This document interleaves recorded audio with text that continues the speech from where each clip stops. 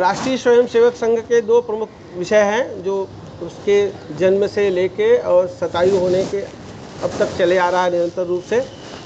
एक है राष्ट्रीय जागरण और दूसरा है व्यक्ति निर्माण। मैं व्यक्ति निर्माण के बारे में कहूँगा और मेरा आज का प्रकरण है अपने अंदर के महापुरुष को जगाएं और पहचानें। क्या हमने कभी अपने अंदर अपने महापुरुष को कभी जगाने का प्रयास किया है? क्या कभी हमने यह जानने का प्रयास किया है कि हमारे अंदर भी एक नेता, एक अभिनेता, एक समाज सेवक, एक वैज्ञानिक, एक लेखक, एक कवि बैठा हुआ है? हमने क्या अभी ऐसा कभी प्रयास किया है? ऐसा प्रयास अगर हम किए होते तो आज हम यह साधारण ज़िंदगी न जी रहे होते। हमारे भी जीवन में एक लक्ष्य होता और लक्ष्य के पथ पे हम थोड़ा सा अग्रसर हो चुके होते हैं। अब प्रश्न होता है कि हम अपने अंदर के महापुरुष को जाने कैसे, पहचाने कैसे, उसे जगाएं कैसे? इसके लिए किसी असाधारण प्रयास की आवश्यकता नहीं है। इसके लिए बड़े ही साधारण तरीके से हम लोग इस प्रक्रिया को भी कर सकते हैं।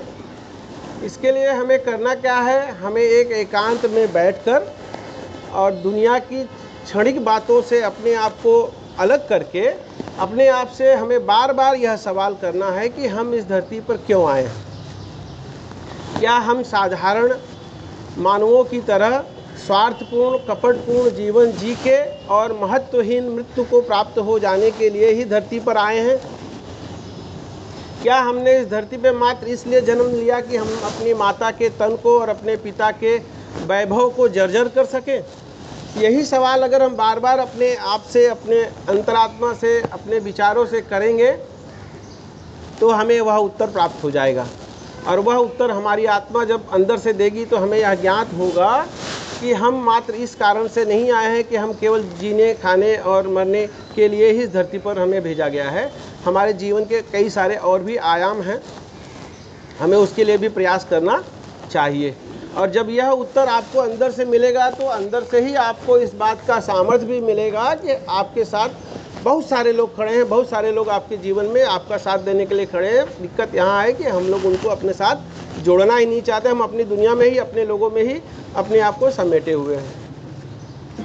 यह एक वैज्ञानिक तथ्य है कि हर व्यक्ति के अंदर कुछ न कुछ विलक्षण शक्तियाँ सुसुप्तावस्था में व्याप्त रहती हैं। यह वैज्ञानिक तथ्य है, इसके बारे में किसी को कोई भ्रम नहीं होना चाहिए। अब हमारा यह दायित्व बनता है, हमारे अंदर यह कर्मठता होना चाहिए कि हम लोग उस सुसुप्त विलक्षण व्यक्ति को जगाएं और उसे एक दिशा में आगे बढ़ाएं। इसके लिए हमें एक लक्ष्य की ज़रूरत होती है और उस लक्ष्य को हमें ढूंढना होगा।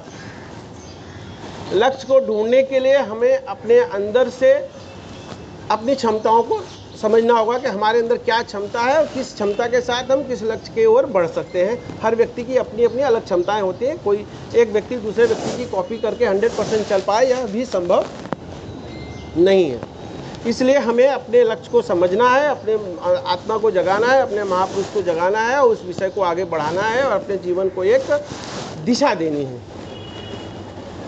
अब आगे प्रश्न बनता है कि हम क्या कर सकते हैं। मैं आप लोगों के सामने 4 उदाहरण रखूँगा। चारों उदाहरण आप लोग सुनिए और आप लोग आकलन करिए कि यह साधारण व्यक्ति असाधारण कैसे बन गए। इन्होंने जीवन में ऐसा क्या कर दिया कि जो है आज ये इतने आगे निकल गए और हम आज उस दिशा में अग्रसर नहीं हैं। इस क्रम में मैं पहला नाम लेना चाहूँगा नरेंद्र मोदी जी का। बिल्कुल साधारण पृष्ठभूमि से आए और किस किस परिस्थितियों से पले आप सारे लोग जानते हैं, कोई नई बात इसमें नहीं है। और कैसे इतने आगे बढ़ गए इसका विचार करिए। विचार करने पे आपको ज्ञात होगा कि यह रातों रात कोई काया पलट नहीं हो गया, रातों रात उनका कोई भाग्य नहीं जाग गया, कोई उनको लाके अब उस कुर्सी पे नहीं बैठा दिया। इसके लिए उन्होंने अपने अंदर से चीज़ों को जगाया और अब आज इस स्थान तक पहुँचे। दूसरा स्थान हमारे योगी जी का ले सकते हैं। योगी जी भी बिल्कुल साधारण पृष्ठभूमि से आते हैं, कोई बहुत ज़्यादा पढ़े लिखे भी नहीं, कोई ज़्यादा उच्च शिक्षा भी उनके पास नहीं है। उनकी तरह के लाखों संत और भी हिंदुस्तान में हैं, लेकिन आज योगी जी कहाँ हैं कि पूरा राज्य, पूरा देश और पूरा विश्व आज उनके गुणों की जो है चर्चाएं कर रहा है। तीसरा उदाहरण आप बाबा रामदेव का ले सकते हैं। रामदेव भी बिल्कुल जो है साधारण सी पृष्ठभूमि से आए और आज दुनिया के तमाम शिक्षित और प्रशिक्षित डॉक्टर भी उनके आगे फेल हैं। कोरोना में जहाँ सारे डॉक्टर, सारे वैज्ञानिक अपने घरों में दुबके बैठे थे और यह भी नहीं समझ पा रहे थे कि क्या करें और क्या ना करें, क्या छुएं और क्या ना छुएं, ऐसे में बाबा रामदेव जो है अपनी एक शोध के साथ निकल पड़े और उन्होंने लाखों करोड़ों लोगों को अपने जो है उस शोध से लाभान्वित करवाया। चौथा उदाहरण मैं आप लोगों को प्रस्तुत करना चाहूँगा बागेश्वर बाबा की। आज दुनिया के बड़े से बड़े इवेंट मैनेजमेंट कंपनियां करोड़ों खर्चा करके भी 10, 20, 50 हज़ार लोगों को 2 घंटे के लिए इकट्ठा नहीं कर सकती, 2 घंटे तक उनको एक समा में बांधकर नहीं रख सकती। लेकिन हमारे बागेश्वर बाबा जी आज के तारीख में लाखों लोगों को सैकड़ों सैकड़ों किलोमीटर दूर से 2-2, 4-4, 6-6 दिन के लिए एकत्र कर रहे हैं। इसके बारे में भी आपको विचार करना चाहिए कि ऐसी क्या उनके अंदर अद्भुत शक्ति आई। तो ऐसी अद्भुत शक्ति को अगर आप लोग विचार करेंगे तो आप लोग यह भी पाएंगे कि उन्होंने उस चीज़ को जागृत किया जो उनके परिवार में नैसर्गिक रूप से उनके पास थी। ठीक है ना। ये चारों उदाहरण बताने का तात्पर्य इतना रहा कि हम लोग भी इस तरीके की बहुत सारे गुणों से सुसज्जित हैं। अंतर सिर्फ इतना सा है कि हम लोग जिन चीज़ों में भटके पड़े हैं, जिन चीज़ों में अपने आप को एंगेज किए हैं, वो चीज़ें हमें लाभ नहीं दे रही। लाभ हमें वह चीज़ देगी जो हमारे अंदर अंतर्निहित शक्तियाँ हैं। शक्तियों से ही शक्तियों को प्राप्त किया जा सकता है, यह भी एक वैज्ञानिक तथ्य है।